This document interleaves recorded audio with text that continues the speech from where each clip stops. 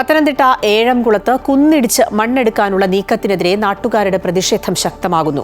ഏഴംകുളം തേപ്പുപാറയിലെ ചീരംകുന്ന്, വേളമുരുപ്പ് തുടങ്ങിയ കുന്നുകളിടിച്ച് മണ്ണെടുത്താൽ ദൂരവ്യാപകമായ പാരിസ്ഥിതിക പ്രശ്നങ്ങൾക്ക് കാരണമാകുമെന്നാണ് നാട്ടുകാരുടെ ആശങ്ക.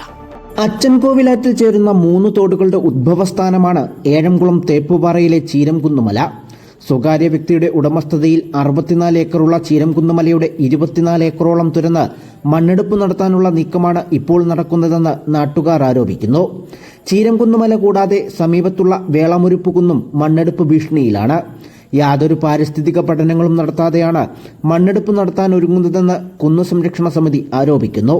ഈ കുന്നിലെ മണ്ണുകൾ എടുത്തുമാറ്റിക്കൊണ്ടുപോയാൽ ആ ജലസ്രോതസ്സിന് വിഘാതമുണ്ടാകുകയും മറ്റൊരു ചൂരൽമല, മുണ്ടക്കൈ ദുരന്തം പോലൊരു ദുരന്തം ഇവിടെ ഉണ്ടാകുമെന്ന കാര്യത്തിൽ യാതൊരു തർക്കവുമില്ല.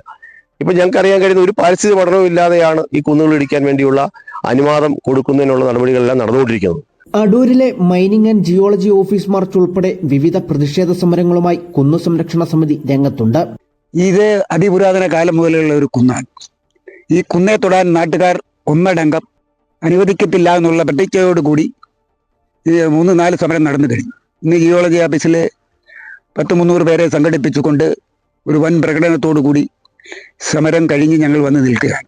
നാട്ടിലെ പ്രധാന ജലസ്രോതസ്സായ കുന്ന് ഇല്ലാതാക്കാൻ നടത്തുന്ന നീക്കത്തിനെ ശക്തമായ പ്രതിഷേധ സമരങ്ങളുമായി നേരിടാനാണ് കുന്നു സംരക്ഷണ സമിതിയുടെ തീരുമാനം. അമൃത ന്യൂസ്, പത്തനംതിട്ട.